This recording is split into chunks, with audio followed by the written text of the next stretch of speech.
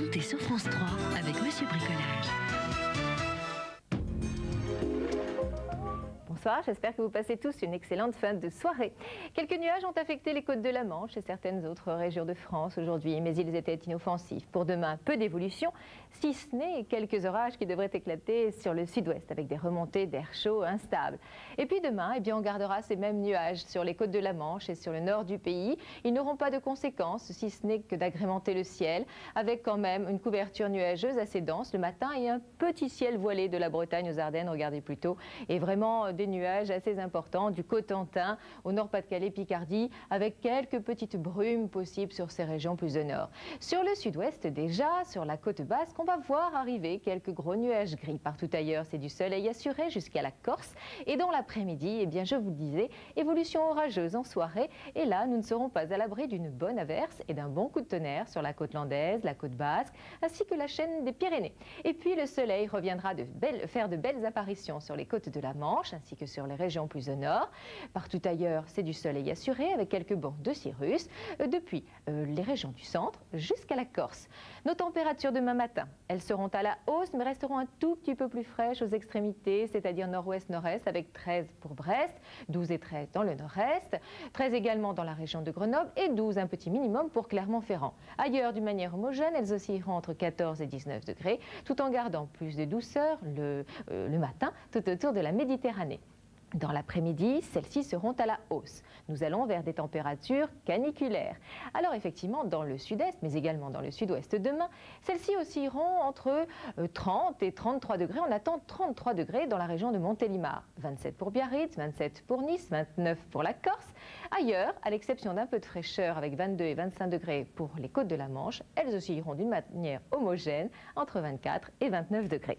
Si vous voyagez en Europe, sachez que quelques orages peuvent éclater à Sofia, Istanbul, Ankara ou Athènes. Le ciel risquerait de rester nuageux et couvert à Dublin, à Londres, à Amsterdam, Copenhague, Oslo, Stockholm, Vienne, Budapest, Bucarest, Belgrade. Partout ailleurs, c'est du soleil assuré, des températures estivales, vous l'avez vu. Alors je vous souhaite une excellente fin de soirée. Restez avec nous pour le journal Soir 3 présenté par Richard Boutry. Et demain, n'oubliez pas de fêter Sainte-Charlotte. Bonne nuit.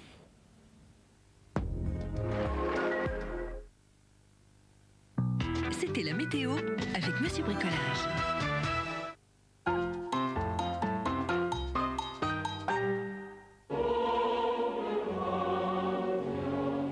Ils vont quitter Rouen. Avant de retrouver la mer, les grands voiliers vont vous offrir la plus belle des parades. Sur 120 km au fil des boucles de la Seine, ils vont saluer plusieurs millions de passionnés. Ce spectacle, vous allez le vivre toute la journée. Dimanche 18 juillet, embarquez sur France 3 pour la parade des grands voiliers.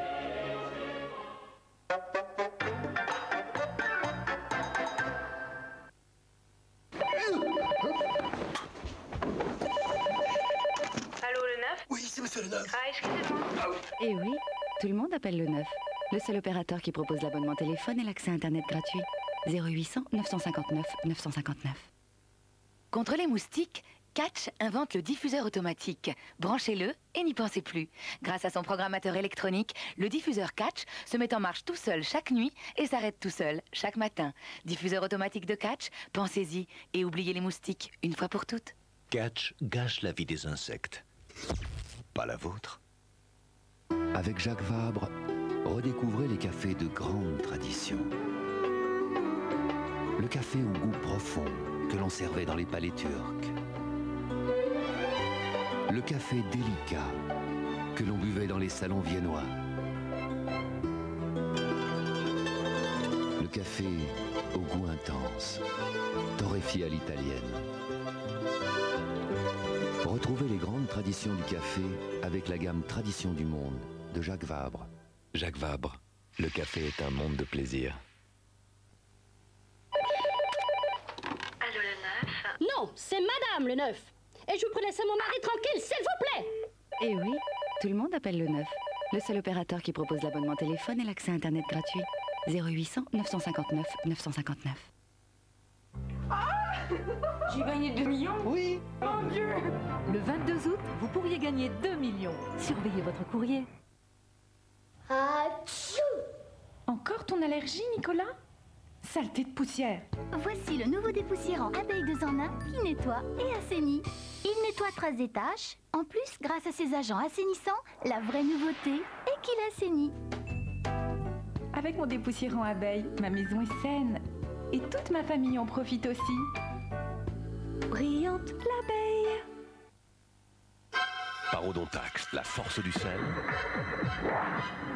Parodontax, la force de vos gencives. Parodontax, le dentifrice au sel. Cette pizza de Manosque au feu de bois piquiche, elle me met en appétiche. Même après minuit. Oh, t'es piqué ou quoi? Ah, dis donc, sans pouliche. Pizza piquiche, tous piqués de piquiche. Avant qu'il ne soit trop tard, vérifiez la santé financière de votre entreprise ou d'une autre par Minitel 3617 Vérif pour une meilleure information sur les entreprises. Mais oui, évidemment. Mais les fenêtres, on n'a qu'à les vendre déjà l'azuré. Elles sont déjà protégées. Depuis qu'elle est posée, quoi. François, la fenêtre prête à poser.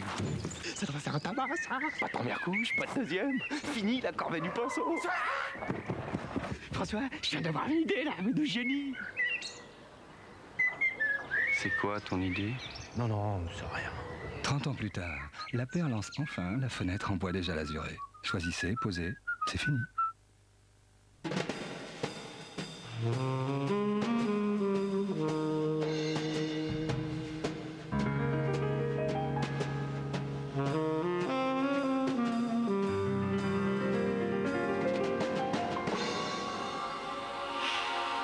Retrouvons toute la finesse de maille dans une grande huile d'olive.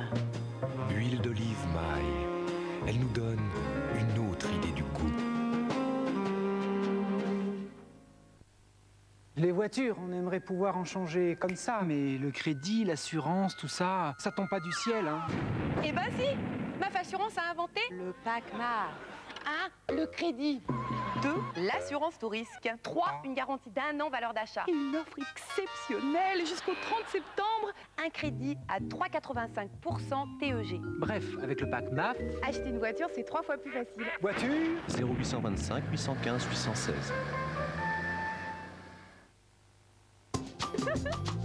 Qu'est-ce que Skip a fait pour vous aujourd'hui? C'est très simple. Un blanc qui reste intense, lumineux, et donc des t-shirts que j'ai toujours le même plaisir à porter. Pour vous, Skip Liquide, c'est une efficacité qui vous donne des t-shirts parfaitement propres à chaque lavage et un blanc toujours éclatant. Aujourd'hui, avec Skip Liquide, Skip vous offre plus que la propreté.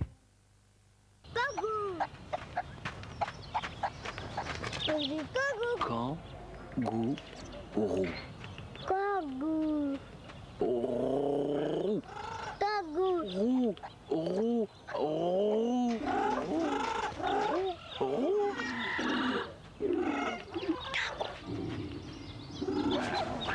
Bon, allez, viens, on va voir les singes. Kangou. Kangou, c'est tout simple et ça va tout changer.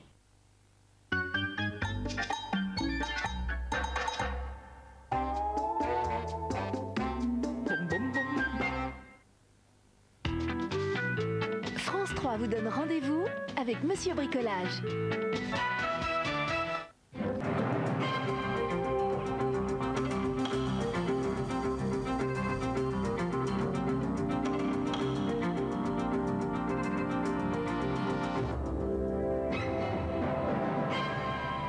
Madame, Monsieur, bonsoir. Nous parlerons bien sûr de sport avec le Tour de France et la Coupe Davis. Nous évoquerons le premier couac pour Bernard Kouchner au Kosovo, le devoir de mémoire évoqué par le président de la République et le Premier ministre et les propositions de Martine Aubry sur le dossier de l'avortement. Les matchs France-Brésil nous rappellent en sport de bons souvenirs. Un partout à l'issue de la première journée de Coupe Davis de tennis qui se déroule à Pau. Après plus de 4h30 de jeu, Sébastien Grosjean s'est incliné face au Brésilien Kuerten, alors que Cédric Pioline n'a fait qu'une bouchée de Meligini, demi-finaliste cette année à Roland-Garros. Résumé Alain Dorgans. Cédric Pioline, satisfait d'avoir ramené un point à la France, vérifie si sa cote de popularité est toujours intacte auprès des jeunes Palois. L'expérience du Français a prévalu, le talent naissant de Meligeni, demi-finaliste à Roland-Garros, est resté en sommeil, tandis que Pioline était toujours en éveil, à la volée notamment. Conséquence de la domination de Pioline offensif à souhait, ce match sera une simple formalité. 3-7 secs en faveur de Cédric, dont la victoire s'avère salvatrice après la défaite de Sébastien Grosjean. C'est un petit peu dommage, on aurait pu finir à 2-0 ce soir, mais je crois qu'il a fait un très beau premier match de Coupe Davis. Et avec un petit peu plus d'expérience, ce sont des matchs qu'il gagnera à l'avenir. Plus tôt dans l'après-midi, Gustavo Kuerten, congratulé par le camp brésilien, a fait des misères au grand espoir du tennis français Sébastien Grosjean. 9-7. Guga, au pied terrien, s'est découvert la semelle légère sur la surface rapide du Palais des Sports de Pau.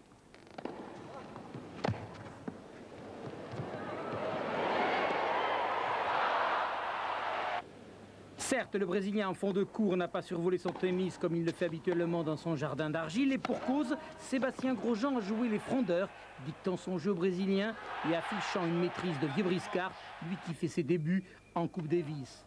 Au terme d'un match marathon qui a duré 4h43, Sébastien Grosjean s'est rendu avec les honneurs, s'inclinant en 5-7 âprement disputé. Je pense que Sébastien et Cédric ont fait deux grands matchs ce soir, soit un partout. Effectivement, c'est l'histoire un peu de Nîmes qui se répète. Je crois que le double sera vraiment décisif demain, comme souvent en Coupe Davis. Et oui, demain, le double sera capital. À la paire Fabrice Santoro-Olivier Delettre de se montrer à l'unisson de l'état d'esprit qui règne au sein de cette équipe de France. Courir à l'eau claire, c'était son leitmotiv. Le Français Christophe Basson, qui a voulu jouer les Don Quichotte dans le Tour de France, a craqué nerveusement et s'est éclipsé ce matin à la surprise générale. Son franc-parler sur le dopage en a choqué plus d'un. Il n'a pas pris le départ de la 12e étape. Didier Balèze, Marc Félix. À la prochaine. Hein. Ouais. Ce matin, coup de tonnerre à Montbrison, Christophe Basson décide de quitter le Tour. Vous avez décidé ça quand? Cette nuit. Et on vous a demandé de partir? Pas du tout, non, non. Vous partez de votre plein gré? Tout à fait. J'ai eu un problème, alors je m'en vais. Vous êtes fatigué? Non, oui, je suis fatigué, ouais. Trop fatigué pour continuer. Voilà. On vous voit l'année prochaine? J'espère. Au revoir. Christophe a craqué, il se sentait trop seul.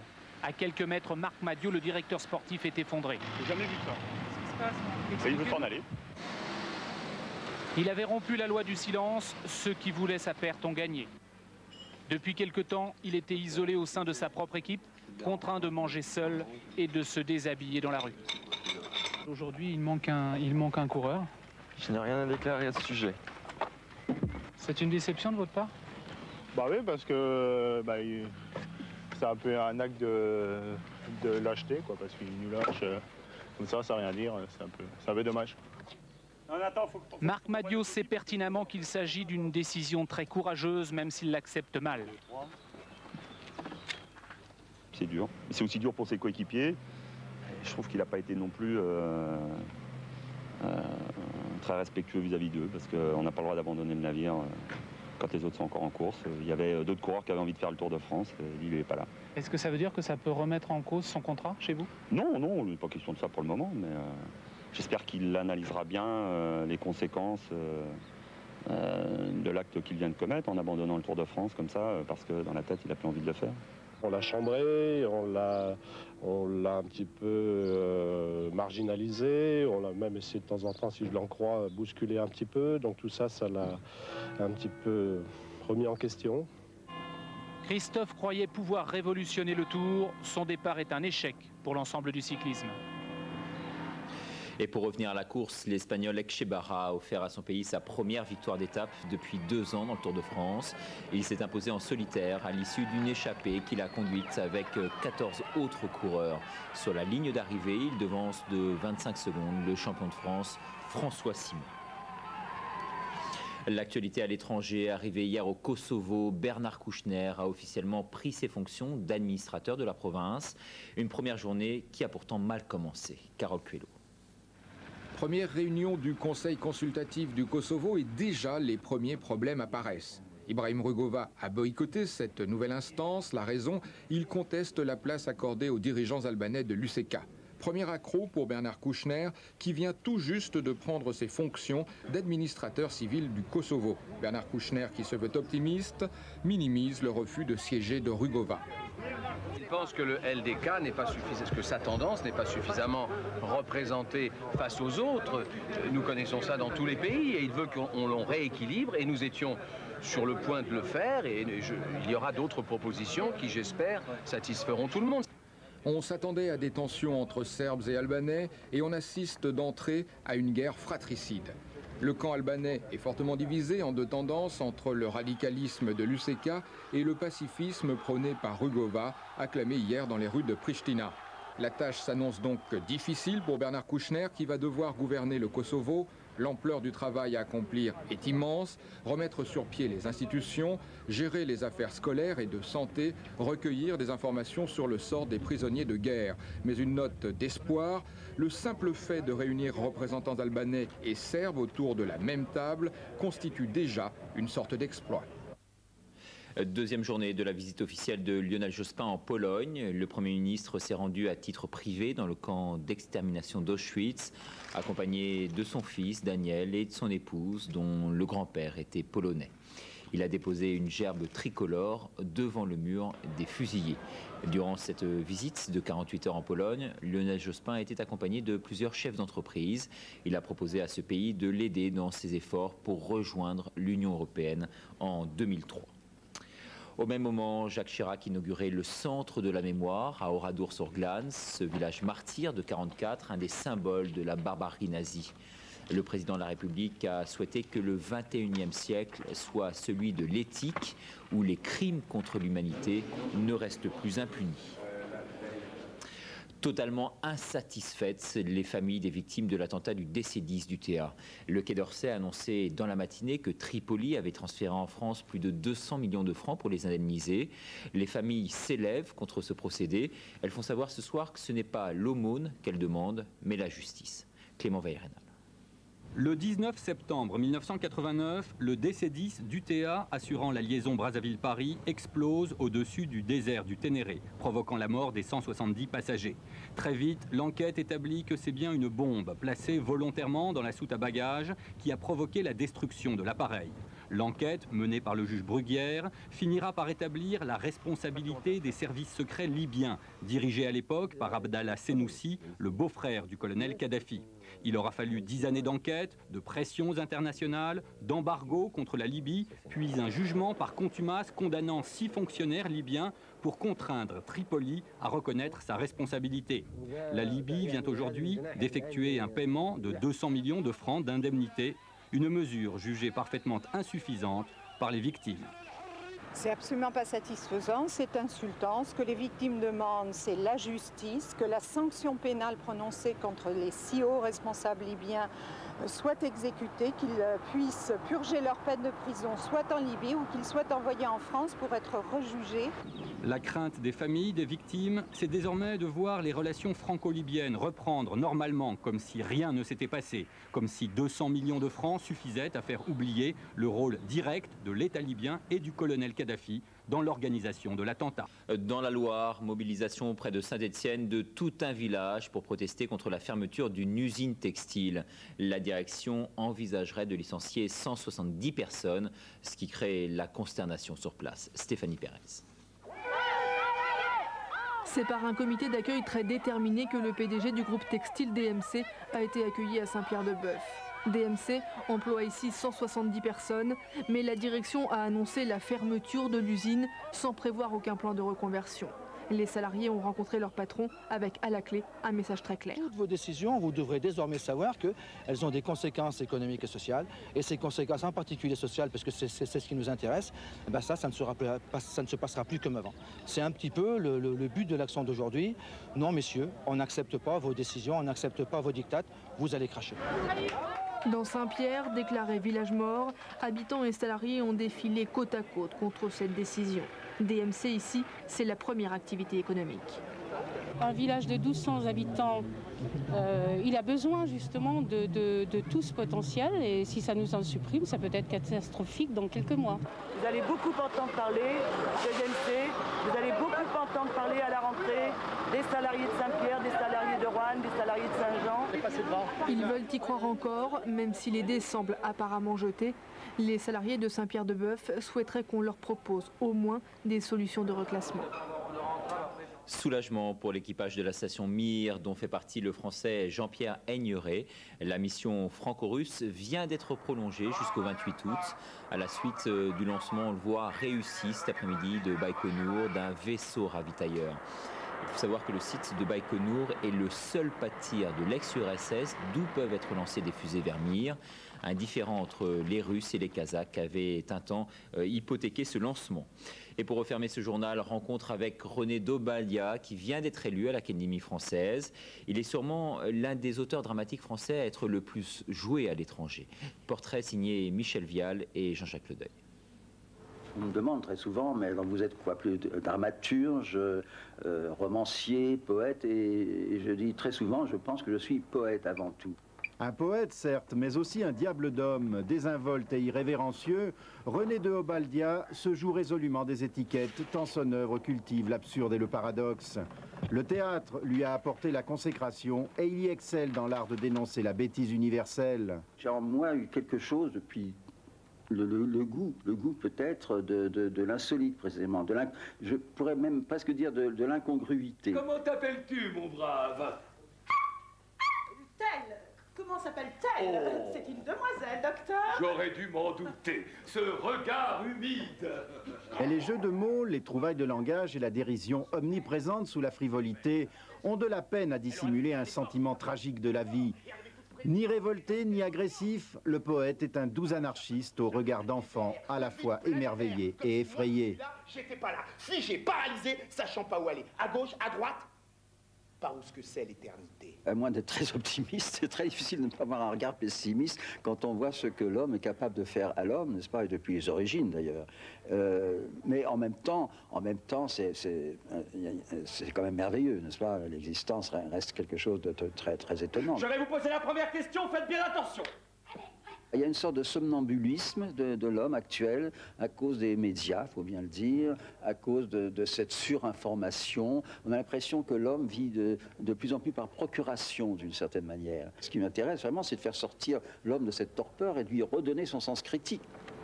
À 80 ans, René de Obaldia n'a rien perdu de sa fraîcheur et de son alacrité.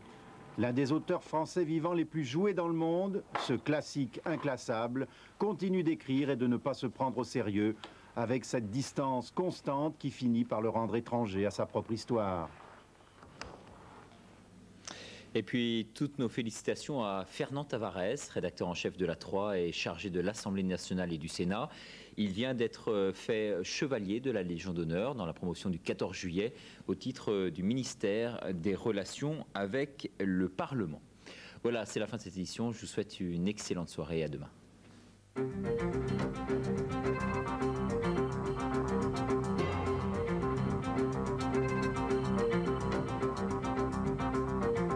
Laissez le plus grand spectacle vous emporter.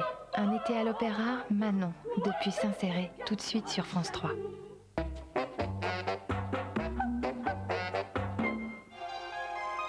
Omerta, loi du silence, loi du plus fort, loi de la peur. Au départ, c'était un meurtre. C'est quoi dans les habitudes du service des renseignements de tuer un gars comme ça? Il y a quelque chose qui ne marche pas. Ça devient dangereux, John.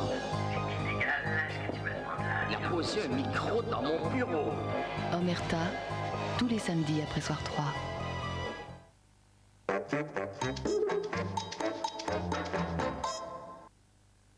Avant, avec les produits classiques, ça marchait plutôt bien.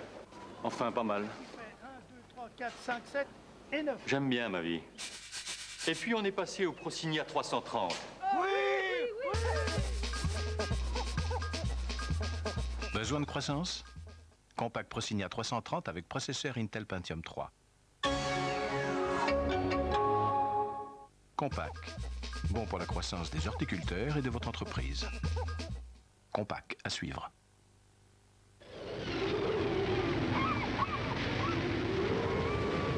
Allez, devinez quel peut être le lien entre Renault et cette cabine téléphonique. A priori, aucun. Et pourtant, quand on fait tout pour rendre les voitures de plus en plus faciles à conduire, on ne peut pas vous compliquer la vie pour aller faire une vidange, changer des pneus ou des plaquettes de frein. Avec Renault Minute, c'est sans rendez-vous.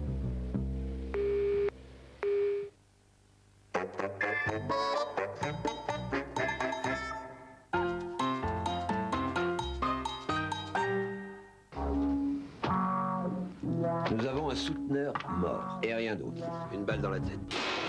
3 coups de feu. Il a eu la fin qu'il méritait. Presque à bout portant. Maintenant, les filles doivent des comptes à Derrick. Les prostituées sont également impliquées. Elles vivent comme des bêtes. Elles sont traitées comme des prisonnières. S'il y a un client pour la perpétuité, Derrick lui trouvera une petite chambre dimanche à 21h05 sur France 3.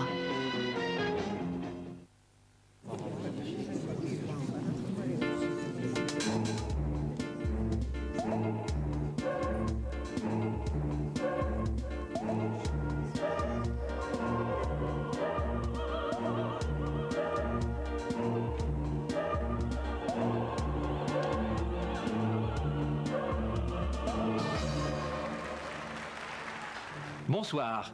Nous poursuivons ce soir notre série Un été à l'opéra avec la Manon de Massenet enregistrée au festival de Sissieux. Brie délice, une envie, un délice.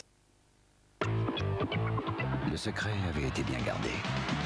Colgate, un des plus grands centres de recherche, et Tony Gencil, expert des gencives, avait mis au point Colgate Tony Gencil, Capital Gencive.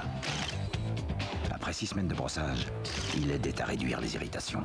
Les gencives allaient être du béton, comme ma mission. Colgate Tony Gencil, Capital Gencive. Pour vos gencives, c'est capital.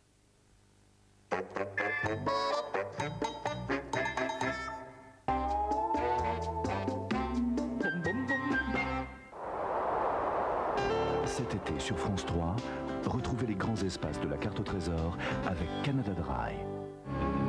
Demain sur France 3. C'est parti. Je vois que tu te diriges effectivement vers le nord. Mais c'est pas évident parce qu'il y a plein de petites ruelles. Va à la pêche aux infos. Objectif, la côte marocaine. Au nord des Saouira. Oh là, il y a un petit marché là, c'est sympa. Le jeu et la découverte dans une cité mystérieuse. Attention, ça glisse. Alors, dépêche-toi, mais avec prudence, Marie. Oui, oui, oui. Un univers d'odeurs, de sons, de sensations, où les vagues et les dunes s'y entendent pour brouiller les pistes. Noble étranger, bienvenue à Essaouira. La carte au trésor, demain à 21h sur France 3.